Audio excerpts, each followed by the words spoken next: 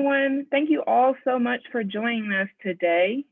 My name is Rochelle Harris, and I am an advocacy intern with the ACLU, a future graduate of the Kent School of Social Work, and the vice president of Granny's Girls Birth Initiative. I'm happy to be here and would like to thank you all for joining us for Black Maternal Health Week. This is a week of awareness, activism, and community building intended to deepen the conversation around Black maternal health in the United States and center the voices of Black mothers, families, and stakeholders. In 2011, the CDC reported that Black women comprised 42.8% of deaths resulting from pregnancy or childbirth, while white women constituted 12.8% of this population. Today, we are going to focus on the impact food insecurity has on the health of both mothers and their children. We all know that access to quality, nutritious food is a necessity for everyone to live a healthy life. Access to nutritious food is even more important for expecting mothers and their children.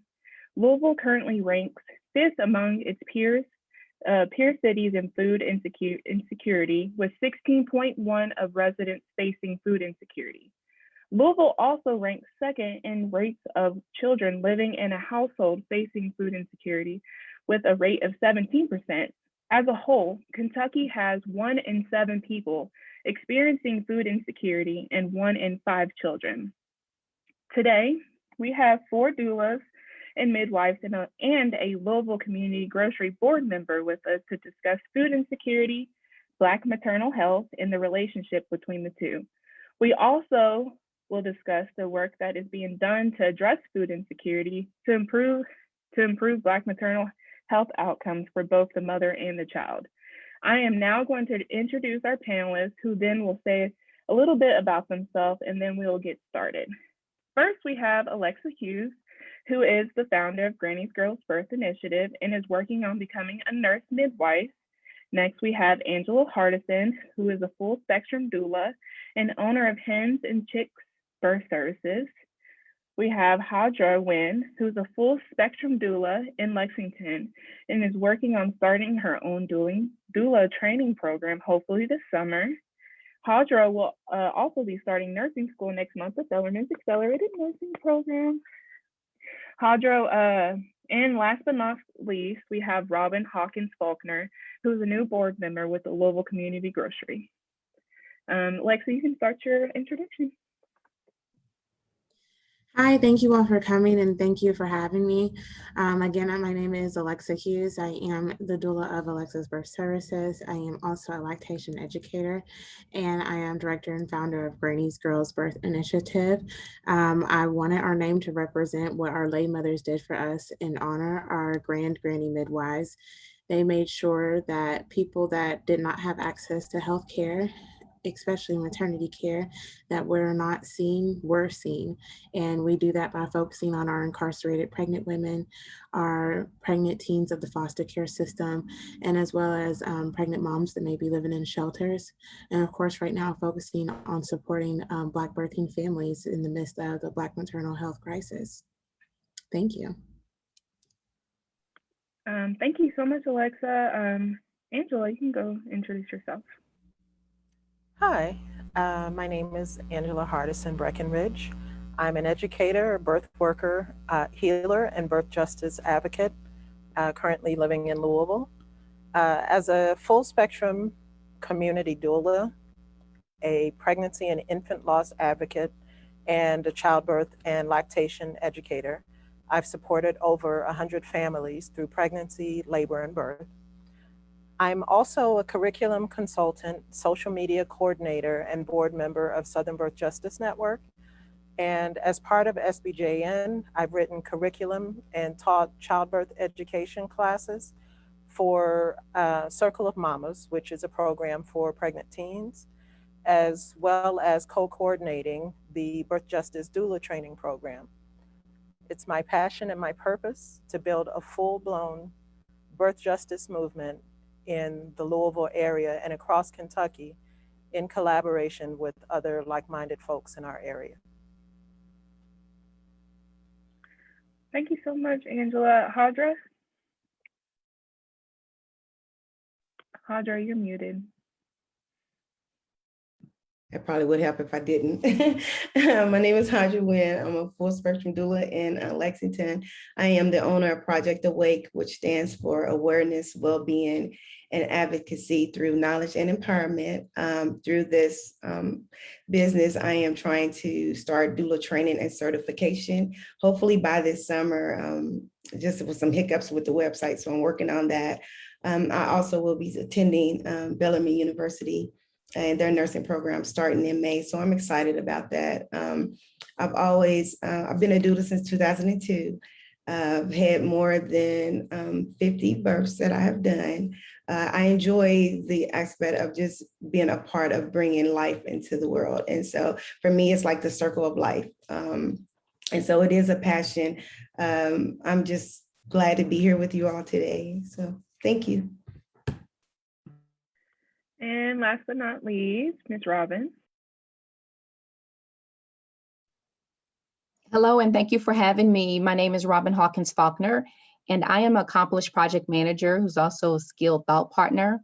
I am a new Louisville Community Grocery Store board member, and of late, I just entered the world of ag professionally, and I'm looking forward to both having my professional work and my board membership collide seamlessly. So everything that I do is very intentional and centered around ag and the community. So thank you for having me. Thank you all for those wonderful introductions. The next portion of our event will be like a Q&A. And for all those who are watching, feel free to put any questions that you have in the chat. So the first question is for any of the doulas, if you want to respond. What inspired, I know some of you already said this, but what inspired you to become a doula? For me, I was pretty young watching the show on TLC Birthday, and you just watched like how labor and delivery floor worked. And all I knew was in that moment, I was like, this person gets to go to work and experience love every single day. I mean, more times like than none, even if it's a situation where this baby may have been a surprise. Love usually conquers all in that moment. And I was just like, that's what I wanted to do. And as I grew older, I grew to an appreciation for the mamas. I know a lot of people are like, oh, I just love the babies. But for me, as a young woman that hasn't had children, I want to be able to educate us and make this an everyday conversation, because we feel like it is like just a taboo conversation, and it's really not.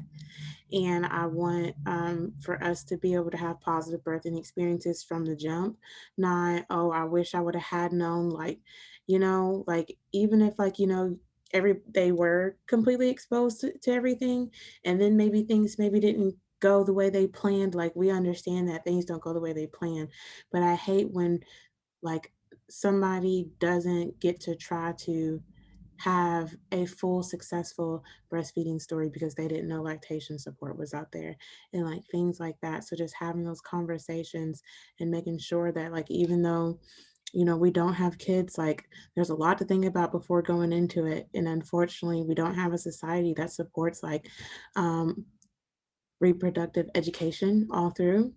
And then we're all trying to learn all of this at once. And then we also wonder why we have systems that work this way in our society, because we don't know until we're in the situation and it's too late. And then we're swept underneath the rug because life, and we got to pick up and being a mom and this and that. So I feel like as a doula, like it's just a lot, and trying to just not even just supporting moms what I love, but just trying to make that change. Like she said, that Black birth justice uprising. If anybody else wants to take the baton, that's the reason why.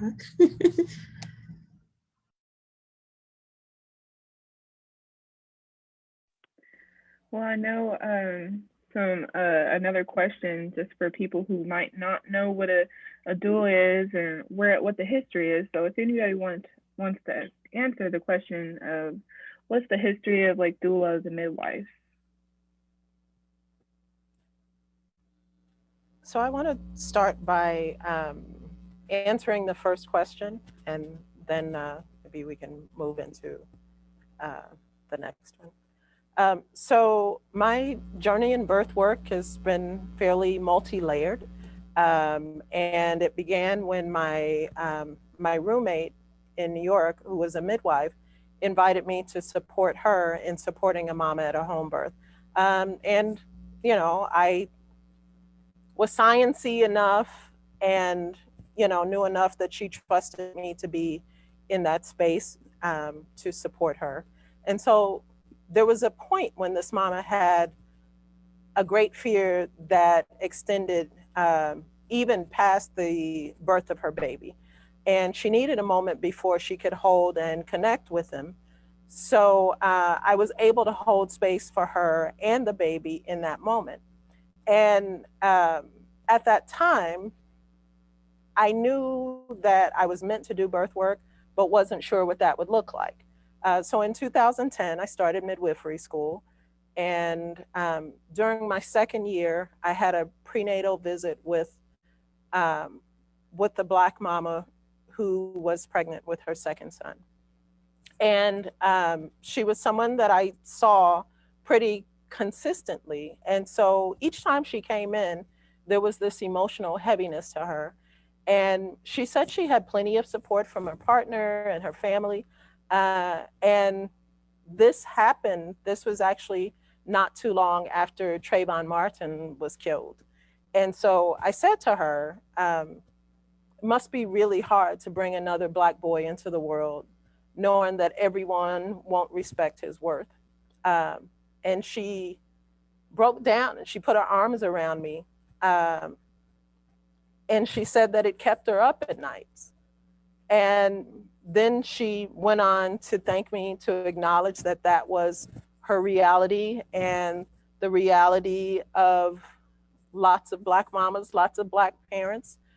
And she was grateful that I was able to hold space for her as she navigated through those feelings. And so even though I was in midwifery school at the time, I realized that serving Black birthing families requires more than just the medical aspects of it. And so I decided to take doula training so that I could fully learn how to comfort and support these families. And although my midwifery path is I'm taking the road less traveled, I guess. One day that will be a full part of the journey. But right now, I am really grateful to be living in serving birthing families in whatever capacity I can, and always being able to hold space for them.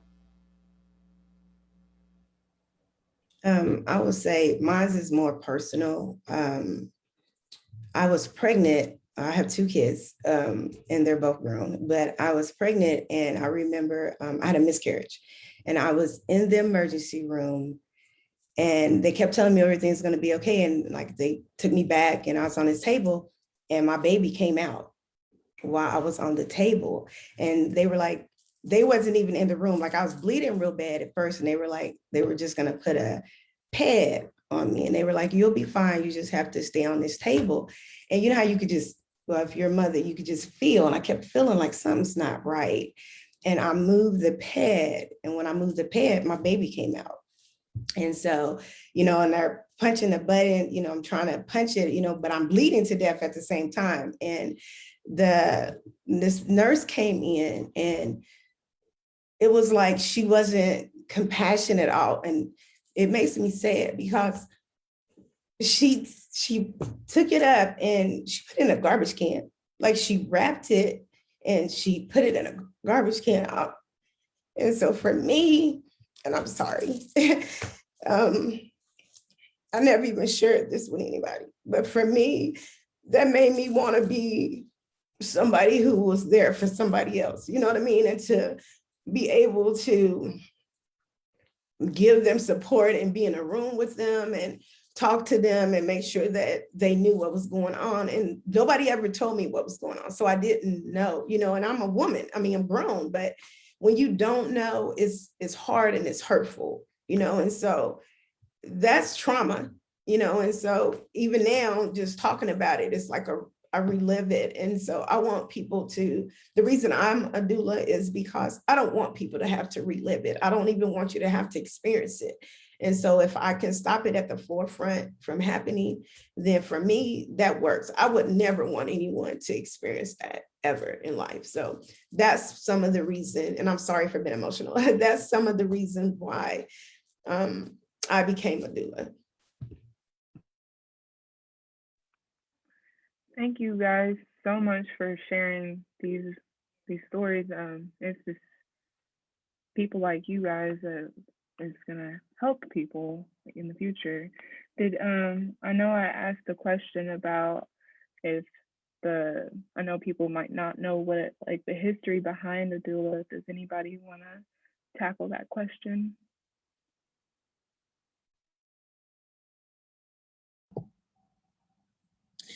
So the only reason why I even know it so well is I was literally trying to find in a way that I could help women birth. And I literally just typed it in, women that help women birth, and the word doula come up.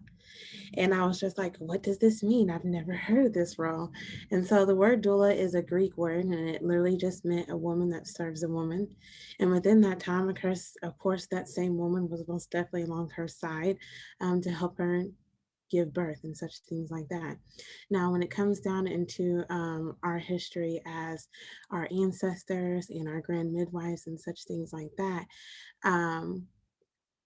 she was that person that did it all in a time before it was even considered a profession, if that makes sense. And so now we have the separate roles of the midwife now because it's became more of a medicalized profession. Does that make sense?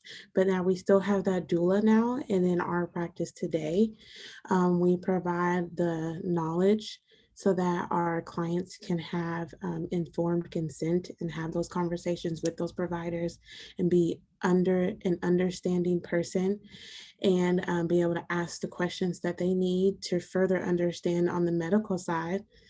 And we also provide that emotional support.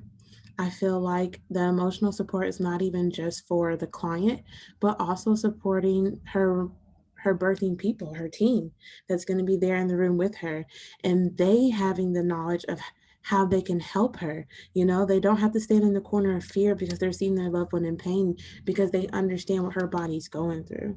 They understand the childbirth education and the physiological changes and what she's going through mentality, and maybe what's the best things for him to say. I even give my clients affirmation cards, and I let my clients pick them.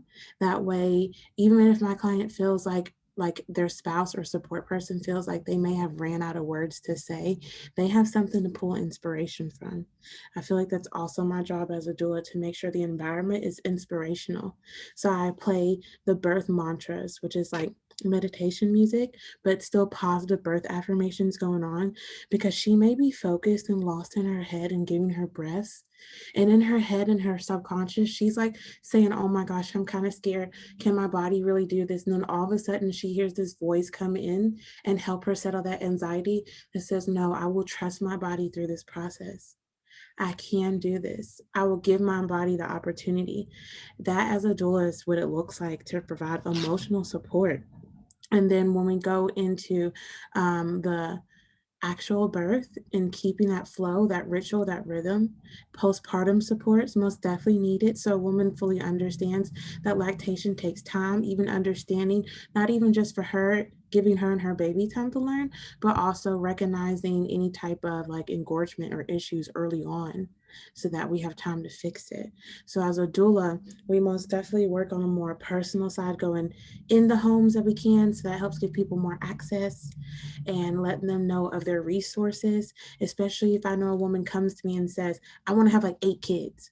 Okay, well, let's go ahead and let her know that a pelvic floor specialist might be her best friend, because we need to be doing Kegels for life, because we want to keep that pelvic floor strong so she can continue to have vaginal births and such things. So I know it's long, but I wanted to make that very clear on a doula side and scope of practice and where that name came from and such things like that.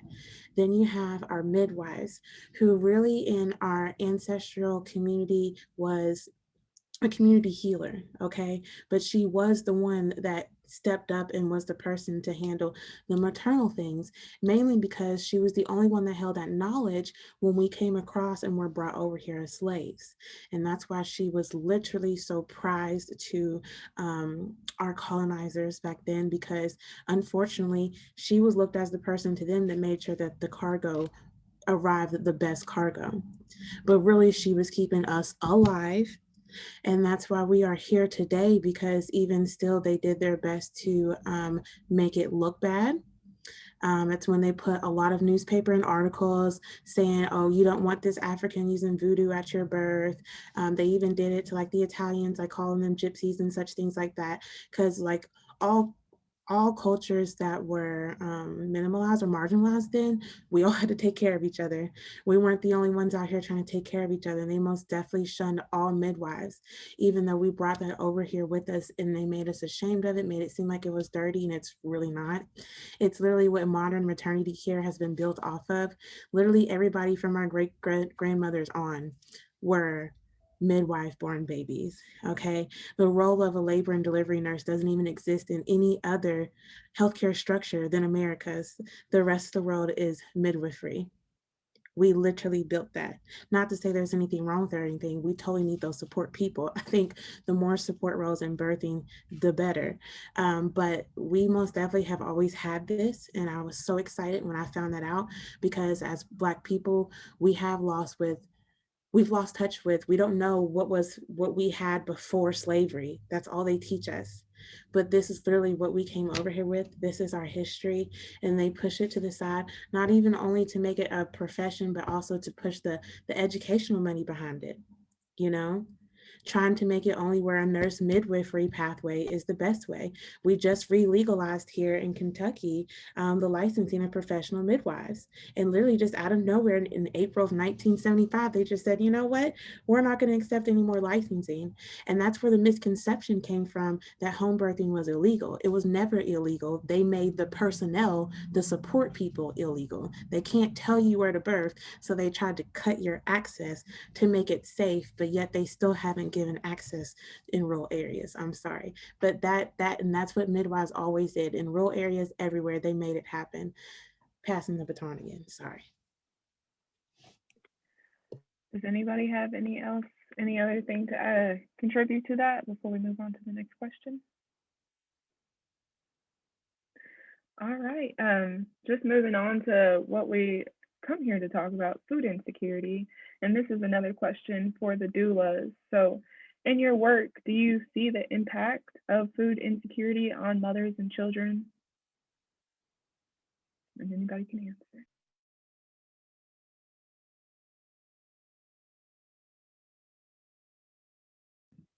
I do. I'm sorry. Go ahead, Robin. Do you want to go first? I was just going to say, I'm not a doula. God bless you. God bless those that are. I would like to just answer that question, if I may, from the grocery store perspective. One of the things that I believe is that education and accessibility and support is key. And even above those things, for me, it's love, right? It's love for the community, love for people. I also think that there is a huge need to debunk that eating healthy is other, or that it's a white thing, or it's too expensive.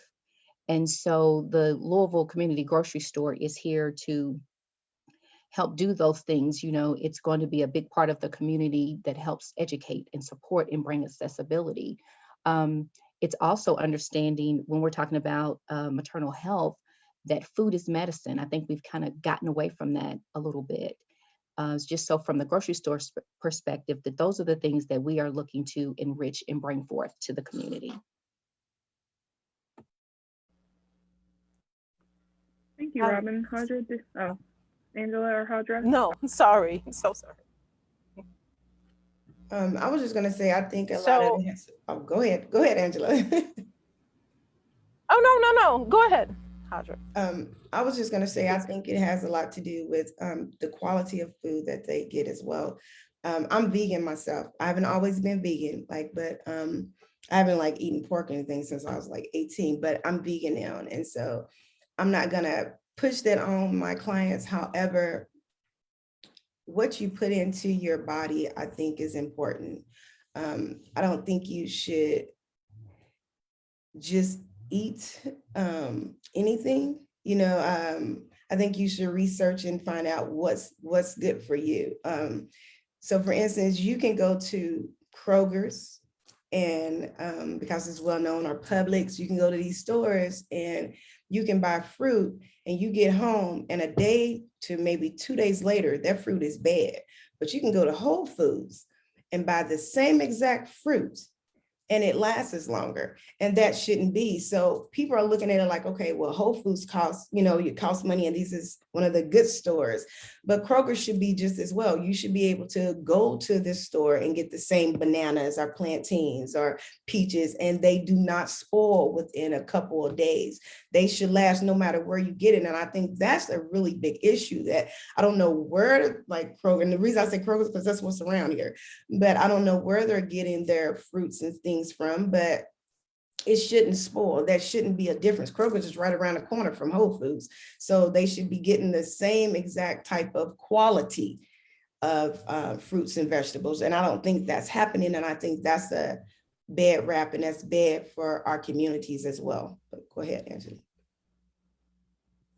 So actually, to piggyback on what you're saying, Hazra, I know I grew up in West Louisville, and I remember there not being, even then, we're talking quite a few years ago, there weren't a lot of chain grocery stores. There wasn't a lot of access to, fresh fruit and fresh meat.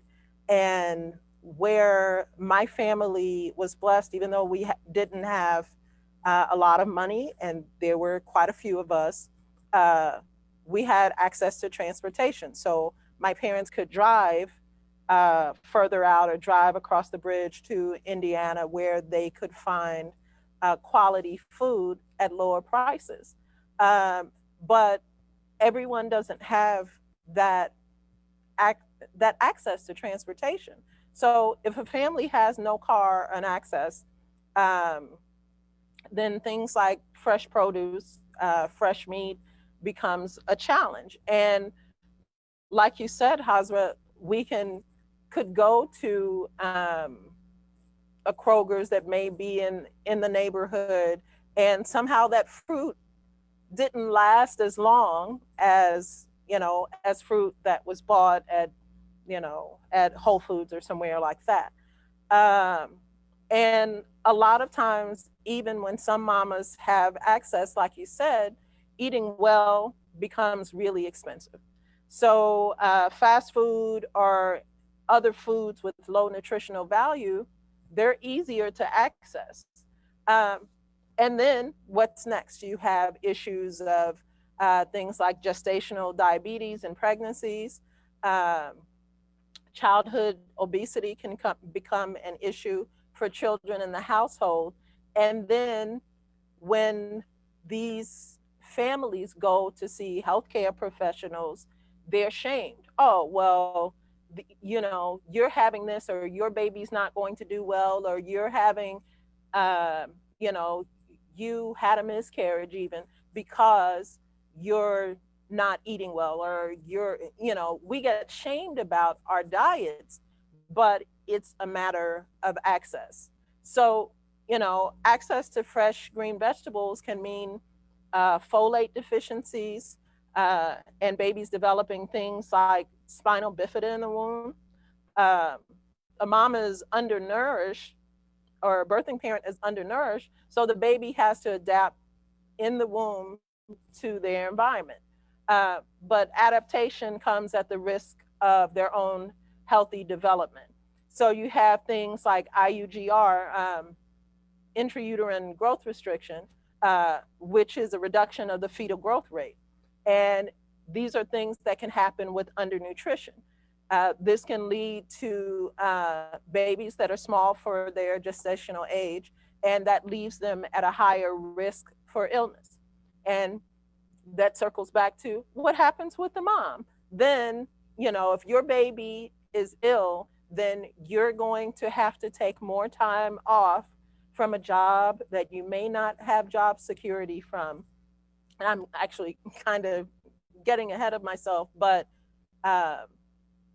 this continues to impact the family and put them on a roller coaster that's hard to get off of. I think we're all on a, just to come back with what you're talking about, Angela, I think we're all on this cycle that we're so used to, and it's part of the media and social media. They show you things, you know what I mean? And it's like quick meals. And so when you have kids and you don't feel like going home when you get off work, and you're thinking that, oh my God, it's gonna take me so long to cook. So you run to McDonald's, but you don't understand what that is doing to you, right? You're thinking like right now, like, oh, if I just get it, hurry up and get the kids, I can get ready so I can do this all over again tomorrow, and instead of us, taking the time and, hey, fix a meal tonight that'll last a couple of days. Like, I don't even think, I don't wrong. I don't do leftovers, I really don't, but I'm learning to do them now because with being vegan, it takes some time to cook stuff. And I think, back in the day with your parents and stuff, we had leftovers, but I don't think a lot of people do that as much as they done before. And my thing is to eat to live and not live to eat. Eat so that you can live a longer life. Don't just live just to eat whatever there is out here that we have. I think like Robin said too, it's education. I think that because of how we've lived and the things that we have learned, we have to stop that, and start learning something new. It's okay to learn something new and change your behavior. And I think that's the only way that we're going to be able to move forward on something more sustainable and healthy, is by educating people and letting them understand how changing their way of eating and things can make them live longer. I'm done now, sorry. I know that you commented, Ms. Robin, in the chat, but if it was a question from Todd Pitney, I just want to make sure everybody can hear it. It says, will the leaders of the grocery store initiative have quality foods in comparison to our Trader Joe's and Whole Foods?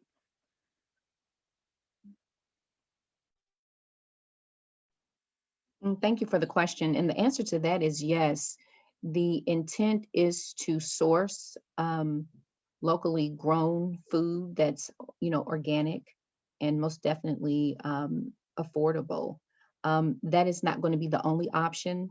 There will be conventional food in the grocery store as well, but I think one of the best things that's going to occur in the grocery store is that we're most definitely going to educate and source for really good food and healthy food. Yeah. And since we're on the topic of the grocery store, I just wanted to ask you, Ms. Robin, what drew you to being on the board of the Louisville Community Grocery? Well, I've always been in support of the work ever since I heard about it. Casa Heron and I are friends. And so as a girlfriend, I'm always championing her. So I wanted to take that verbal support and put it into action and just offer to the mission my time and talent and my gifts to the grocery store. Additionally, I believe in the mission, again, of providing quality, accessible, and sustainable healthy food to a community that is deserving of it. And West Louisville families are worthy to have good, accessible food. I also believe too that the grocery store would be like no other. It's going to be locally owned and operated. We're going to source, again, locally grown food, and we're going to support the entrepreneurs as well. And there's also an opportunity to learn as a collective um, with respect to cooperative economics. That's a thing that I think we need to draw on because it's successful. That model is successful. And so I think that we, through this journey of getting this grocery store built, we can learn how to take that thought process and move that into some other areas. So that's what drew me to becoming a part of the board. Also, another question for you, Ms. Robin. What do you feel like, what does overcoming food insecurity look like? I think overcoming food insecurity first has to deal with providing basic needs and offering culturally appropriate healthy food. It's an opportunity to have control over our food supply by it being, locally owned and operated. We now have a true say in what comes into the grocery store and what source and what is provided there. It also means that the government invests in fruits and vegetables at the same rate that it does meat and corn and soy and GMO foods. I also want to be clear, when I say fruits and vegetables, I mean fruits and vegetables that have seeds in them as well. So that's very important. And this is just for anybody to answer. What do y'all feel are some less obvious effects that food insecurity has on Black maternal health? I feel like for our communities that may not have access to the best quality water, and then at the same time may not have access to lactation support, or even if it's just a mother that may not be able to lactate.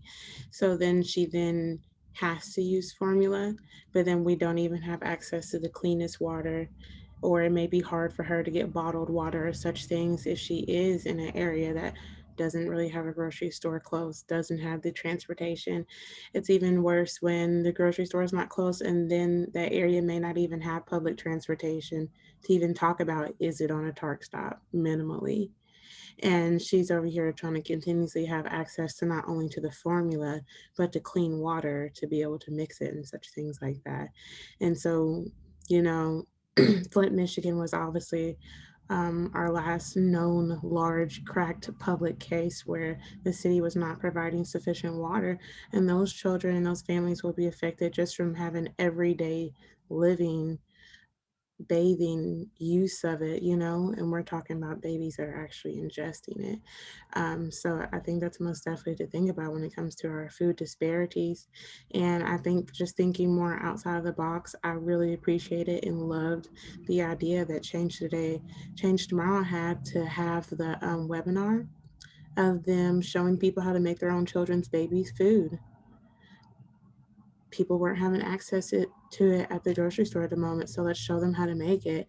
And for even those that maybe do have the transportation to go out and get those access to the vegetables and stuff, you've now even furthered their education on how they can even do better for themselves, So yeah.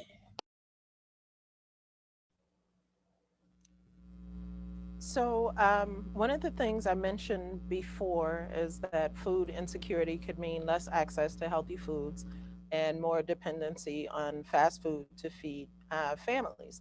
And so as a treat, it's not a big deal, but these foods in large amounts and eaten regularly can contribute to diabetes and obesity related illnesses. Um, and this lack of proper nutrition can also mean more susceptibility to diseases, to contagious diseases, to communicable diseases, because of lowered immunity. So if you're not getting enough vitamins, even if you're not getting enough vitamin C, then that's going to affect your ability to fight off anything that is coming your way or anything that you're exposed to.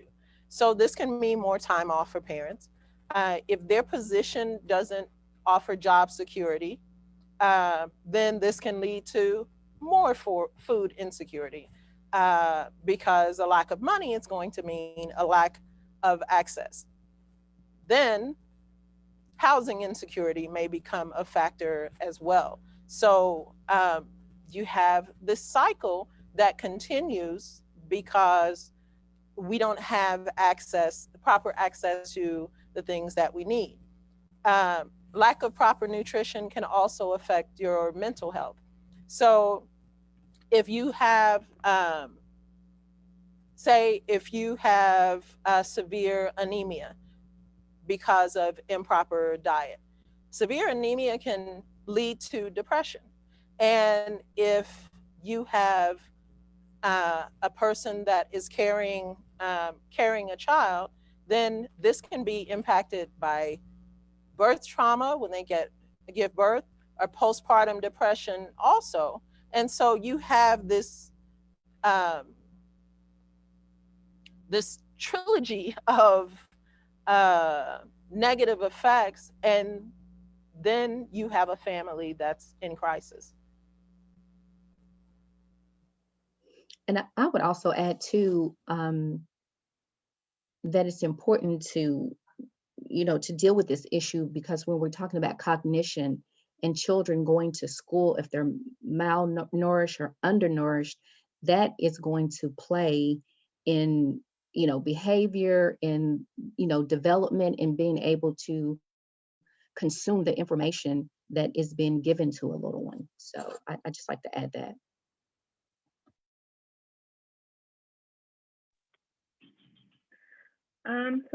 Thank you all for answering those questions. We're about 15 minutes left in our thing, so I wanted to give folks the space to talk about their organization and how they can get people involved. So whoever wants to go first. So again, I am a board member of the Louisville Community Grocery Store. And so there are several ways to get involved. First, you can purchase a share for $150. You can also donate or make a $125 donation to offset a full share for a senior or a young person. You can always get online at LouisvilleCommunityGroceryStore.com and learn how to become a member. We're also asking in your networks and in your spaces to get in touch with one of us on the board and invite us to come to speak, to your church groups, to your sororities, the fraternities, we just want to get into the community and educate and let people know that this is coming and it's available, to us to all be a part of. On the 24th of this month, LCG is going to be a sponsor of the Louisville Extreme football game that starts at 6 o'clock. That is Black owned. So, purchase tickets, come out and enjoy yourself there. And then on April the 30th from 12 to 6, we are going to be hosting our first pop-up. We are really excited. So come and grab veggies and vegetables from us and fellowship. And that's going to be held at the Volunteers of America at 43rd and Broadway. So again, I would encourage everyone that's tuned in today to go online, LouisvilleCommunityGroceryStore.com, and read up on the project and get involved. Thank you.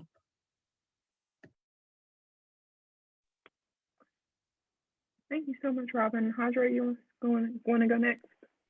Sure. Mine is projectawakeCommunity@gmail.com or projectawakeadvocacy@gmail.com.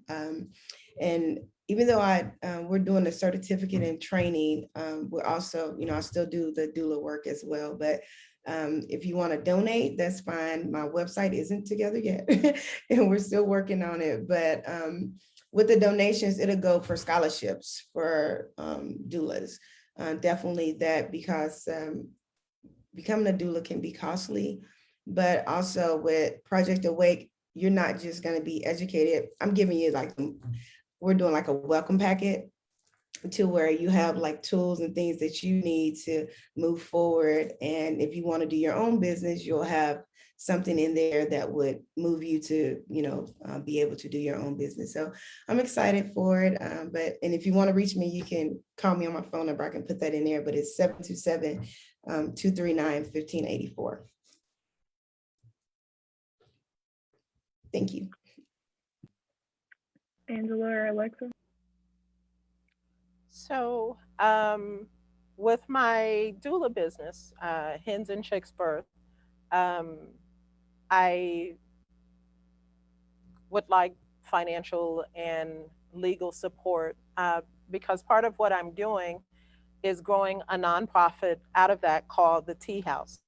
And the Tea House is dedicated to my beautiful sister, Tanya, who transitioned in 2017.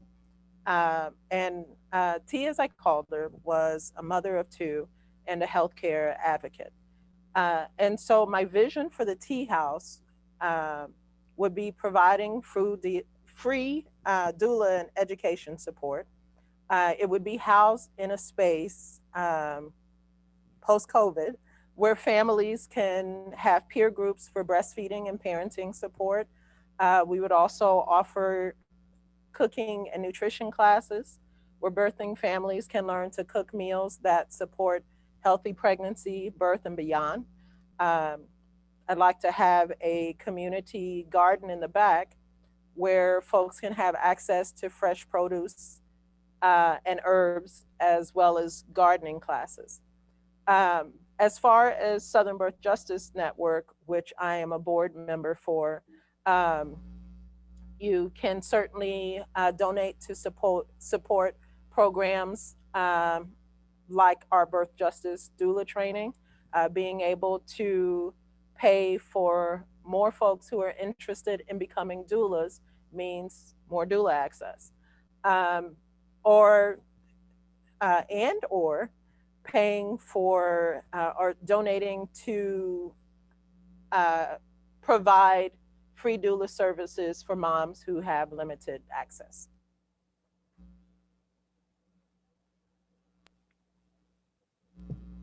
Alexa?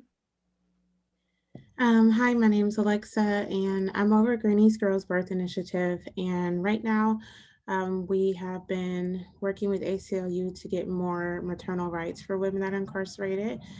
So we would love support in financing that, just having more time for lobbying, training for better understanding of the law and how we can speak on it and such things like that is always appreciated. And as well, providing pumps to these moms. It's already hard enough. The fact that women now are the higher population within prisons than men. We barely have access to the pads and menstrual just for everyday monthly things. And we're now trying to push financing for equipment of postpartum staging. So we would love support with that. We will always be, from now on, monthly at Logan Street Market every second week of the month, taking maternity donations. We can take some used things for moms that may be coming to us on a personal side, but for some of our organizations that we support, do have to have newer items. And if it is a larger item, because especially for our low income families, they struggle with like car seats, cribs, bassinets, bouncies, the larger things, just message us on our Facebook and we will coordinate pickup and drop offs. But you can drop off large items like that at LSM, again, every second week of each month.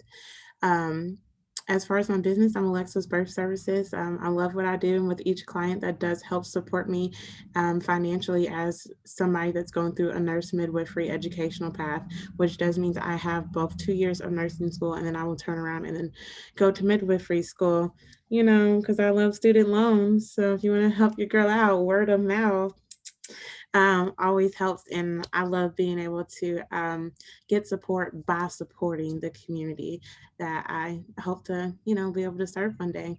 Thank you all. Thank you all for sharing about your organization. There is one more question. I think we have enough time for it. It's from Miss Ty again, she said, I am elated to know that we have local doulas. How do you reach your audience to get the word out that you're available to help expecting mothers who would like the support of a doula? I use everything: Facebook, Insta, the doulamatch.com. Sister Midwife is a foundation that's like Doula Match, but it's only Black midwives and Black doulas. So that's a good spot for all of us. I also use yourwaterbirth.com. And then like if you sign up on it and you like as a doula, like your clients, they give you a code so your clients get like 10% off. So when they're like buying stuff for their home birth and such things. So that helps as far as like economical disparities. I try to sign up wherever I can where I can be able to provide my clients with promo codes and such things. Oh, and websites. I'm alexasbirthservices.com.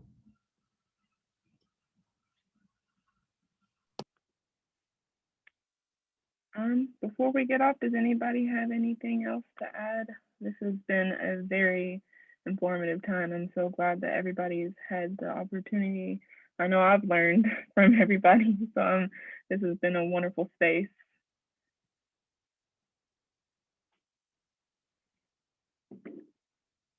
Well, thank you guys so much for coming and listening to these wonderful ladies. And if nobody else has anything to say, we're going to say goodbye. Thank you, guys. Thank you.